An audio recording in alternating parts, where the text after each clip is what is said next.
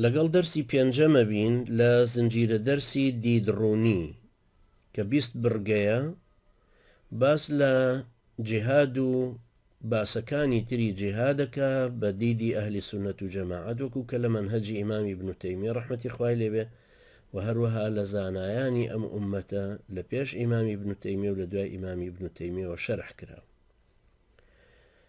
دەرسی پێنجەمی ئەمڕۆ بڕگەی 7 و 8 و 9ە.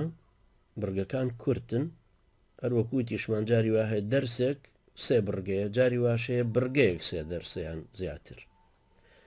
ئەم بڕگەی حوتەمە ڕێساکەی ئەوەیە کە جیهاد فەرزی کیفایەیە، بەڵام لە هەندێک حاڵەتدا ئەبێتە فەرزی عین. سەرەتا ضروریە ئەوە ڕوونکەمەوە کە جیهاد کە ئەڵێن فەرزی کیفایە چی و فەرزی عین چیە. فەرزی کیفایە ئەوەیە کە لەسەر ئومەتەکە واجبە. ئەو خەڵکە مسلمانەی کە لە شارێکە ئەژین بۆ نمونە لەسەر ئەوان فەرزە بانگ بدەن. ئەگەر یەکێک بانگی نەدا هەمویان گوناحبارە بن. لەسەریان فەرزە بزانن میرات چۆن تەوزیعکرێ. ئەگەر یەک کەس زانی میرات چۆن تەوزیعکرێ گوناحەکە لەسەر هەمویان نەکەوێ. ئەمە پێڵن فەرزی کیفایە. فەرزی عین وەکو نوێژەکانە، کەس لە بری کەس نییە، لەسەر یەکی ئومەتەکە فەرزە. ئەمە شەرحێکە ئەم فەرزی کیفایە و فەرزی عینە هەموو مسلمانان لەسەری متفقن، زانان لە هەموو مەزهبەکانەوە ئەمانیان باس کردووە. من ئێستا ئیشارەت بە هەندێکیانە دەم. ئیمامی ابن قودامەی مەقدیسی. ئیمامی ابن قودامەی مەقدیسی یەکێک لەوانەی کە کتێبێکیان هەیە لەم زەمانەیەمە پێڵین ئینسیکلۆپیدیا، یعنی دائرەة المعارف، یعنی ئەو کتێبە بەرفراوانەی لەسەر شتێک نووسراون. هەر چوار مەزهبەکەی کە خەڵک هەروە ئەزانە هەر چوار مەزهبە، بەڵام خۆی لە 20 زیاتر هی ئەهلی سونەت و جەماعەتە لێم لە چوار مەزهبەکەیە هەر مەزهبێک کتێبێکی ئینسیکلۆپیدیایی خۆی هەیە، کتێبێکی ئەوە بەرفراوانی هەیە کە هەموو ئەحکامی دینەکەی تایە، ئەحکامی فقهی، هەر باسم لە فقهەکەیە. بۆ نمونە مەزهبی ئیمامی ئەبوو حەنیفە ڕەحمەتی خوای لێبێ کە ساڵی 750 هیجری ژیاوە لەو فترەیە.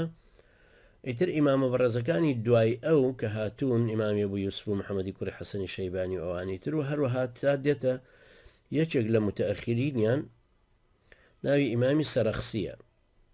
سەرەخس گوندێکە کەوتۆتە سەر سنووری ئێران و ئەفغانستانی ئێستا. ئەو کاتە عایدی خۆراسانی قەدیم بۆ کە لەگەڵ مەرۆیا بووە. ئیمامی شەمسل ئەئیمەی پێڵێن کتێبێکی گەورەی نووسی بە ناوی ئەلمەبسوط. ئەلمەبسوط نزیکی 20 مجلدە، ئەحکامی شەرعی تایە بە پێی دیدی مەزهبی حەنەفی. لە مەزهبی ئیمامی مالیکە ئیبن عەبدولبەر ئەندەلوسیە شەرحی کتێبی ئیمامی مالیکی کردوتەوە کە ئەویش نزیکی 12 مجلدە و لە شوێنێکی تری تەبعێکی تری تەحقیق کراوە 27 مجلدە. ئەویش بە هەمان شێوە کە شەرحی موەطەئی ئیمامی مالیکی کردوتەوە ڕەئی ئیمامەکانی مەزهبی ئیمامی مالیکیشی دیسان لەوێ تۆمار کردو، هەروەها لە کتێبی تریشیانە و ئیمامێکی تریشانەوانش هەروەکو ئیمامی سەحنون و ئەوانی تر. لە مەزهبی شافعیشا بە هەمان شێوەیە کتێبی ئەلمەجموعی ئیمامی نەوەوی ڕەحمەتی خوای لێبێ کە ئەویش یەکێکە لە محققینی ئیسلام. کتێبی ئەلمەجموع ئەویش نزیکی 20 مجلدە، لە طبعاتی جیاوازە طبعا هەیە کەمترە و هەیە زیاترە. ئەویش ڕەئیەکانی مەزهبی ئیمامی شافعی تایە. دا ئیمامی شافعی خۆی لە کتێبی ئەلئوم نووسی بێتی و ئەم نەقلی کردوێ، ئیمامی ڕافعی یا ئیمامی غەزالی یان بەیهەقی یا ئیمامە بەڕێزەکانی تری کە هەر سەر بە مەزهبی ئیمامی شافعی بوو.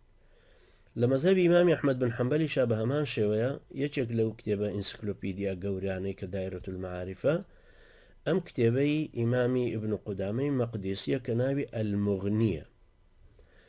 جا کتێبی مغنی بەم ناوە کتێب زۆرە، بەڵام کەوترە ئەلموغنی مەبەستیان لەم کتێبەی ئیمامی ابن قودامەی مەقدیسیە کە تەلەبەی شێخ عەبدولقادری گەیلانی بوو. ماوەیەکی کەم طبعا لە ئەخیری عمری شێخ عەبدولقادری گەیلانی ڕەحمەتی خوای لێبێ، ئەویش حەمبەلی مەزهب بوو، دەرسی بەم ئیمامە بەڕێزە وتووە.